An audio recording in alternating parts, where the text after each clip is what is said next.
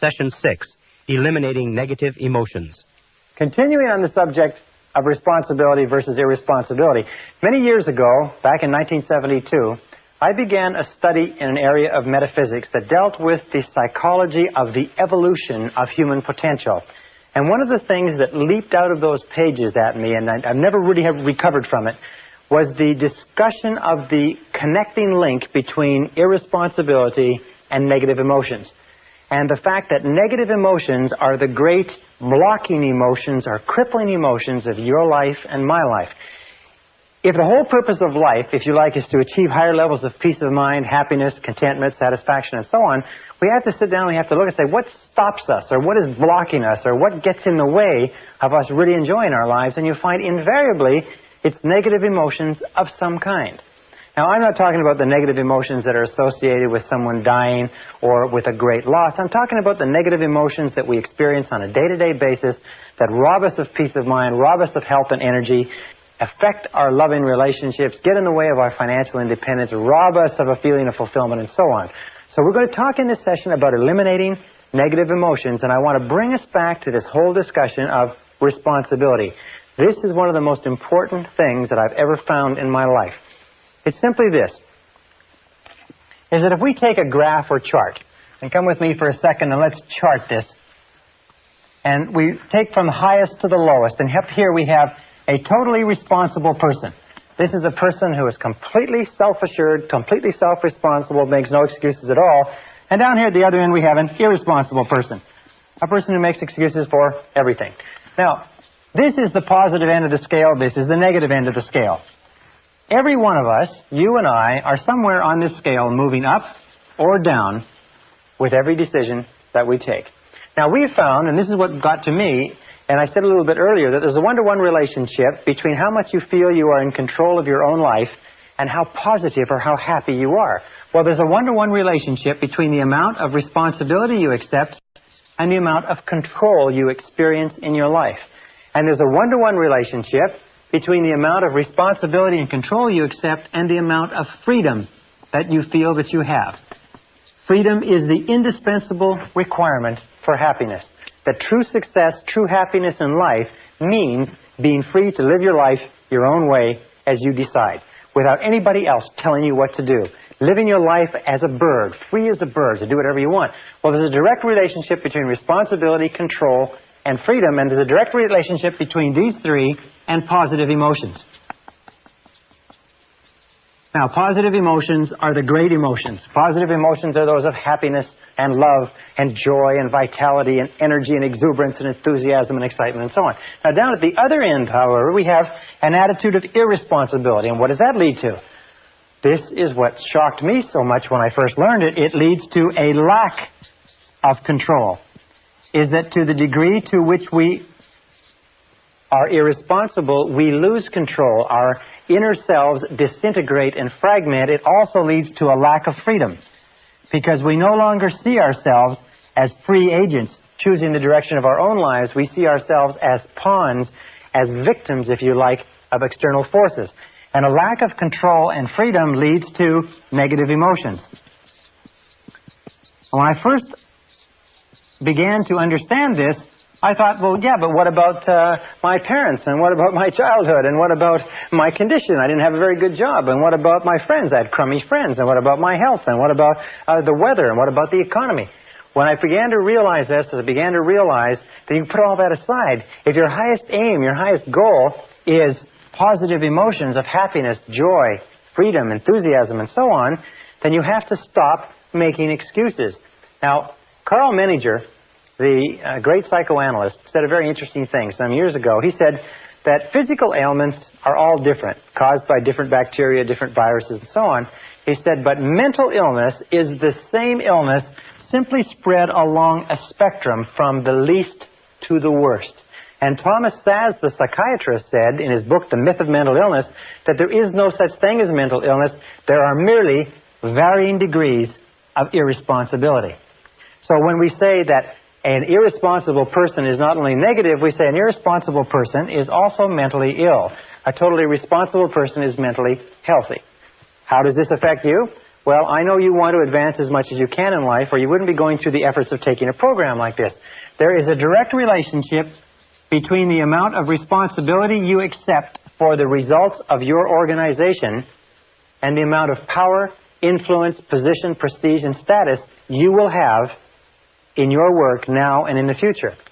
At the top of the graph of responsibility, we have people who accept total responsibility, and power and opportunity gravitates toward them. Down at the other end, we have no power or powerlessness, until you reach the extreme example of a person who's totally irresponsible, completely out of control, who has to be constrained in a straitjacket and locked up in a padded room for their own safety and for the safety of others. Completely powerless, completely without control or freedom. Now, every time we make a decision to be self-responsible, we move up on this graph. Every time we make a decision to make excuses, we move down on this graph. So let's take it a little bit further, and let's talk about the relationship between negative emotions and irresponsibility so that you understand it perfectly clearly. And a perfect example is this. Imagine here is a tree. All right? Here's a tree, and here is the bushes. This is what is called the negative emotion tree. In the negative emotion tree grows the predominant negative emotions: fear, doubt. Many people have considered that self-doubt is the most destructive of all negative emotion, holds you back more than you can imagine. Also, hate is a negative emotion. Then there's envy. There's resentment. And then, of course, there's resentment's sister, guilt. These are all the big negative emotions. These are the ones that have led the hit parade for years. There's about 54 different negative emotions, but these are the top one. And if you take these negative emotions and you boil them all down, and you can put in your own favorite, by the way. Everybody has their own favorite negative emotion. Jealousy could be yours. Self-pity is a good, strong one that's doing well. But if you boil it down, you find that all negative emotions eventually boil down to anger. Either inwardly expressed, that is where you make yourself sick, or outwardly expressed, that is where you make other people sick. And this negative emotion tree, if we just take a look at its structure, we find the negative emotion tree has a root system. Now, the root system is where the nutrients come from that keep the negative emotion growing and keep the fruit of the negative emotion growing and blossoming. We look at the root system, we say, what are the nutrients? What keeps negative emotions going? What are the fertilizer? What is it that you heap on the fire, if you like, or put into the ground? And we find that there's two things essential to keep negative emotions alive. The first is justification. Justification. That's merely telling yourself and anybody else who will listen why you are justified in having this emotion. And the other is what we call identification. Identification means taking things personally. That's why, of course, they suggest that a person who acts as their own lawyer has a fool for a client. Probably a person who acts as their own doctor has a fool for a patient, too. Because we become so personally identified with our own situation, and so do you, we take it so personally that we get all emotionally involved and wrapped up in it. So we find that it's not possible for you to be negative about anything for very long unless you can justify or have a reason for it and explain it to other people, or unless you can identify and take it personally. For instance, if somebody comes in from the parking lot and says they just ran into a car in the parking lot, it doesn't bother you at all, because you don't identify with it. Now, if they said they just ran into a car in the parking lot and it's your car in the parking lot and the person's gone, now you can become extremely upset. Remember this, however, that we always choose these responses. I'll come back to this in a second. So how do we get rid of justification? How do we starve the root system of the negative emotion tree? The way that we get rid of justification is by becoming non-judgmental. In the Bible it says, "Judge not that ye be not judged." And since the Bible is, amongst many other things, a book of philosophy and metaphysics and how to live, being non-judgmental means that you just refrain from judging, hold back from judging. Instead of casting a judgment that somebody is guilty of something, somebody has done something, just remain open and neutral. Just remaining neutral, and that's the key, stops the negative emotion from getting going. One of the things that we know about negative emotions, and I've studied them for years, is that negative emotions start off like a spark. And as they are fed, as we dwell upon them, as we justify them, as we become judgmental about the situation, they start to grow and grow and grow until they absolutely consume our minds. Now, with regard to identification, which is taking things personally, what we do is what is called, we disidentify. we objectify, or we again remain neutral. We try to keep it at arm's length. We say there is a problem, but I am not the problem. There is a difficulty, but the difficulty is not me, and we keep it at arm's length. So these two, once we begin to stop justifying and stop identifying or taking things personally, stop getting emotionally involved. Have you ever had the situation where somebody comes to you with a problem and you get so emotionally involved with their problem that that you start to feel upset, and they go away and they don't have a problem anymore, and you're still there and you're upset? This is because we've taken it so personally. However, the key to getting rid of negative emotions, and this is the most important part of this, is the trunk. It's cutting down the trunk of the negative emotion tree. And the trunk of the negative emotion tree is blame. Blame is 99% of negative emotions. Now, it's very important to understand where negative emotions come from. Negative emotions come from inside you. Negative emotions are not contained in external situations. Negative emotions are not caused by other people or other situations. Negative emotions are caused by your response to other situations. Perfect example. Two people meet the same situation, a traffic jam, a rude waiter, whatever it happens to be, and one person gets all upset and uptight and angry, the other person lets it go off their back. Another example. The same person, 2 different days. One day they've had an argument or a flat tire, or they're late for work, they get into a traffic jam and they're angry and they're uptight. The next day, they leave with plenty of time, they had a lovely breakfast with their family, they got lots of time to get to work, they have a traffic jam, it doesn't bother them at all. In both cases, it's an example of that the negative emotion does not come from the situation. Is that you are always free to choose the quality of your emotional life. Is that you choose to become angry. Now understand this, nobody makes you feel anything. Nobody makes you feel angry. Nobody makes you feel tense. Nobody makes you feel upset. You always decide how you're going to feel, and then if you're not careful, you will fall into a negative habit pattern of blaming the other person. Blame is the core of all negative emotions. When you stop blaming, you cut down the negative emotion tree. You cut it off, you kill it, and all the negative emotions die simultaneously. It's almost exactly as if this negative emotion tree were a Christmas tree and it were plugged into the wall. And the negative emotions were Christmas tree lights. And you took this plug and you jerked it out of the wall, what would happen? Well, what would happen is that all the negative emotions, the lights, would go out simultaneously, just like that. How do you do this? You do this by using the law of substitution. Remember, the law of substitution says that the conscious mind can only hold one thought at a time. It's the thought that the conscious mind holds that determines how the emotions will react, how the subconscious mind will react. Since it can only hold one thought at a time, what you do is you knock out the thought that is causing the negative emotion, the blame thought, and you replace it with this affirmation. I am responsible. I am responsible. I am responsible.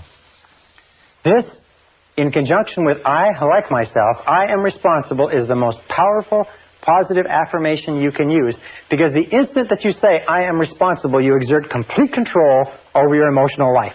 The instant you say I am responsible, suddenly you are back in the driver's seat. You cannot say I am responsible and feel a negative emotion simultaneously.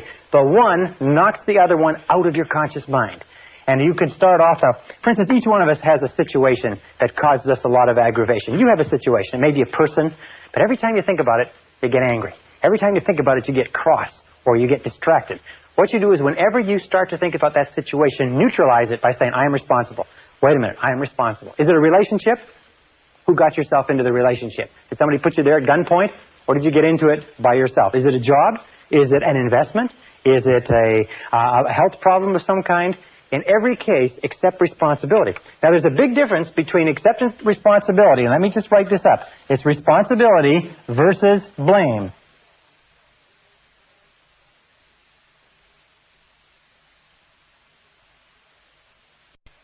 Responsibility versus blame. What is blame? Blame always looks backward toward the past. Blame looks toward the past, toward what cannot be done, toward what can't be changed. Responsibility always looks to the future. So people say, well, when you accept responsibility, isn't it the same as saying you're to blame? No. It's the same as saying that you are in charge of the quality of your thinking from this moment onward.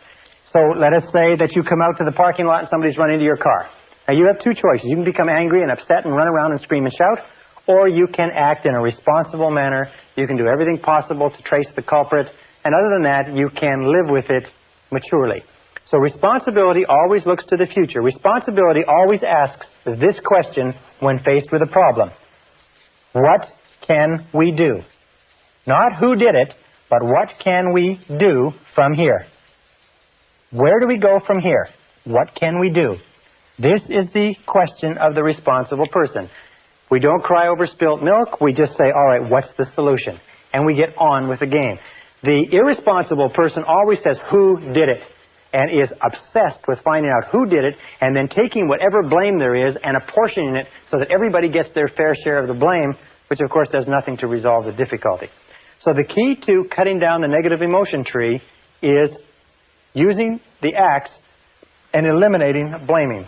The day that you begin to eliminate blaming from your life is the day that your life starts to take off. Because the day that you start to eliminate blaming and negative emotions, suddenly most of the problems, most of the things that stand between you and the happiness you desire vanish. Why am I making such an emphasis on negative emotions? Well, let me make that clear for just a second. What I found, and this is what was staggering to me, because I've always been committed to realizing my potential as a human being, is that you cannot advance in life except to the degree to which you get rid of your negative emotions. You cannot make any progress. You cannot go any further than where you are right this minute except to the degree to which you leave your negative emotions behind. Now, by the way, with regard to the negative emotion that you have that's associated with another person or situation, it's difficult to accept responsibility. It's difficult to say, I am responsible initially, because you've been blaming that person for so long. So sometimes you have to say it with gritted teeth. You have to say, wait a minute, I am responsible. I am responsible. But the more you repeat this, I am responsible, I am responsible, I am responsible, it comes easier and easier. Eventually it gets to the point where as soon as you think of that person or situation, you can neutralize the thought by the law of substitution by saying, wait a minute, I am responsible. I am responsible. There's a beautiful line that you can use also in dealing with difficult people that goes back to self-esteem, and it also has to do with eliminating negative emotions, is say something like this: no matter what you say or do, I'm still a valuable and worthwhile person. Or, no matter what happens, I am still a valuable and worthwhile person. Or, no matter how this situation turns out, I am still a valuable and worthwhile person. The natural course of life is this. Here's the road of life. And when we're children, we start off with no negative emotions. All negative emotions, by the way, have to be taught to a child. They have to be taught, and the child has to learn them from their parents. Have you ever seen a negative baby? There's no such thing as a negative baby. Babies just laugh, and they're happy, and they cry when they have needs, but babies are not negative. But as we grow up, we watch the people around us, and we begin to develop our own negative emotions, which we carry in a sack on our back. As we become teenagers, this sack grows big enough to the point where we can even go to slumber parties, or we can get together with our buddies, and we can talk about how terrible our childhood has been, how rotten our parents are, how rotten our siblings, teachers, and everything else are. Now, when we become adults, what is the mark of adulthood in our society? The mark of adulthood is that you have a great gunny sack full of negative emotions because you have suffered. And what happens is you spend most of your time when you're with other people letting down your guards and telling them about how much you've suffered. What you do is you use exchanges of negative emotions as the basis for your relationships. You say, look, I'll show you my negative emotions if you'll show me yours. Remember, like we used to do as kids? And what you do is you get together like a couple of traders in an Arab bazaar, and you display your negative emotions. You say, oh, look at this rotten childhood I had, and look at this terrible relationship, and look at how crummy my boss is, and how rotten this is, and so on. And you exchange them back and forth. Now, what happens when you talk about and think about your negative emotions? Remember the law of concentration? Whatever you dwell upon grows. Whatever you dwell upon grows and gains strength and stays alive. Negative emotions, by the way, and this is another thing that I learned in the study, is negative emotions are very fragile and ephemeral things. Is that if you don't keep them alive through constant talking, through constant cultivation, you know what happens? They die on you. Yes, you see, negative emotions just die. It's like a fire. If it falls where there's nothing, or a spark, if it falls where there's nothing to burn, it goes out. Negative emotions, unless you talk about them and keep them going, unless you dwell on them all the time, they die on you. You ever had an experience where you're really worried about something, you're really upset about something, and it's preoccupying all of your time, and And then you get to work, or you get home, and you get so busy doing something else that for about 3 or 4 hours, you don't have time to think of anything else. And about 3 or 4 hours, you stop and say, geez, I haven't worried about that for a long time. I've got to get back to worrying about it, because what's happening is going out. It's like a fire that's going out. So you've got to get back to it. You've got to think about it and talk about it and worry about it and hassle it to get it back up to the point where it's preoccupying your whole mind. How many times does that happen? Well, what the mature adult does is the mature adult leaves their negative emotions by the side of the road and gets on with the rest of their life. They get on with the rest of their life. They leave them there instead of dragging them along. They leave them like a big pile of garbage at a garbage strike. They just leave it there. And when people say, how are things going? You say, wonderful. You say, how's life? You say, terrific. You say, how's your relationships? Couldn't be better. How is your health? How are you feeling? I feel great.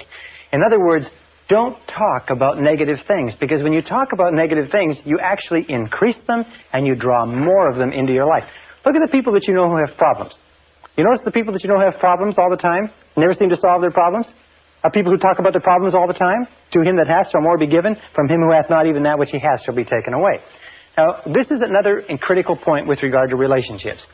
And I learned this again in my studies. It is that each of us has a certain amount of suffering that we've gone through, and people fall in love with their suffering. People love their suffering.